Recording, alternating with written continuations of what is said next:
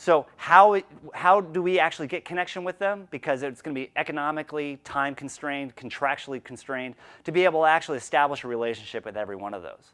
Well, how we do that is there's a type of company that's popped up called the connection aggregator. Another common term for this company is the messaging aggregator. The connection aggregator is a company that provides connectivity to multiple wireless operators. So if I, as an application provider, or I, as a marketer or a brand, connect to one or a single connection aggregator, I can get connectivity, for instance, to all of the carriers in the United States willing to participate in mobile marketing initiatives. Worldwide, there's about 6 or 7 top tier 2 aggregators, or connection aggregators, and then there are a handful of local ones for every individual country. So you'll want to see additional resource videos that we have in this series to actually get some details on who those are. Just a quick tip, you might want to check out usshortcodes.com, and they give you a full list of available aggregators that are out there. The next sphere within the ecosystem is what we'll call the application sphere. And this is where all the magic in mobile marketing happens. So if you think about it, brands, content owners, marketing agencies, and enterprises. These are the groups and companies, the members within the ecosystem that have products and services and offerings that the mobile subscriber values, that the mobile subscriber wants to gain access to. And likewise, these groups want this person to gain access to for the ability to sell them physical goods and services, to be able to market their content and services, to be able to create brand awareness, and everything else that we want to accomplish as marketers. Again, then we'll use the traditional media and retail sphere to put our call to actions out into the market so these people can subscribe and participate and interact with us. But when they actually respond to that call to action in traditional media, that call to action then hits the connection sphere, those players within the connection sphere. Where does it go? Well, it ends up in the application sphere. What happens is you have a sea of companies and different types of application and business logic. And we'll call it the shotgun scatterplot approach of capability. And this is where it can get kind of confusing, and we'll discuss this in other videos. Who can I work with, or how do I work with them? What approaches can I take to work with players within the application sphere? We'll have the answers for you there in a bit. But if you look at this sea of application logic, well, what's out there? Well, you have SMS or text messaging. You have the mobile internet. There's this thing you might have heard, mobile advertising. IVR or voice services is something you might have heard as well, because the phone is still a phone. I can still communicate with voice over it.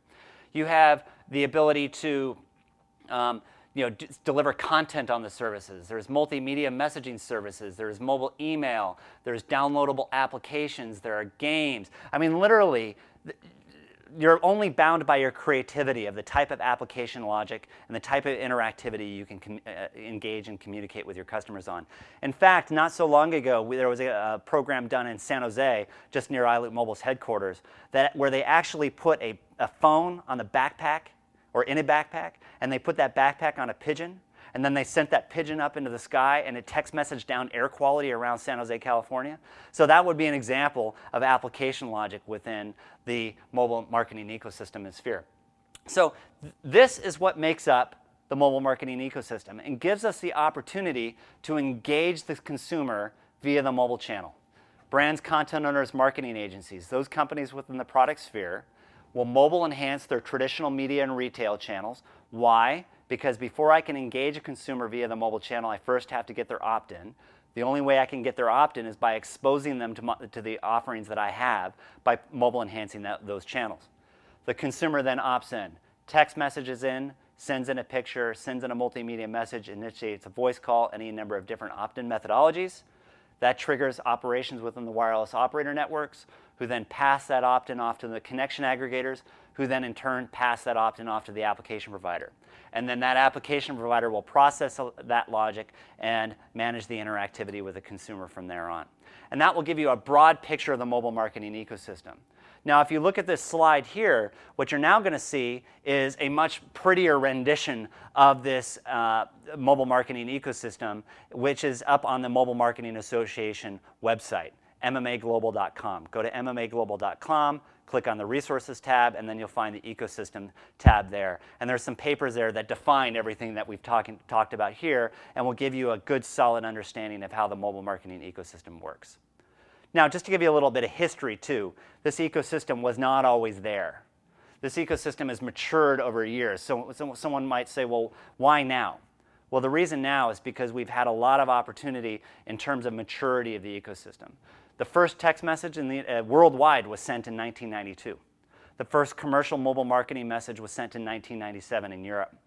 It wasn't in 2003 when we had our first text messaging and cross-carrier campaign running in the United States. And it wasn't until February of 2005 where we actually could do our first premium SMS or premium billing services through the United States and start delivering content through those carriers. So it's taken years for this ecosystem to mature, but this ecosystem has finally matured and it's finally here. So please see the additional resources on these video blogs as well as the referenced papers, and you'll get a good sense of understanding who you can work with and how to leverage this ecosystem so you can be successful with mobile marketing. Thank you very much.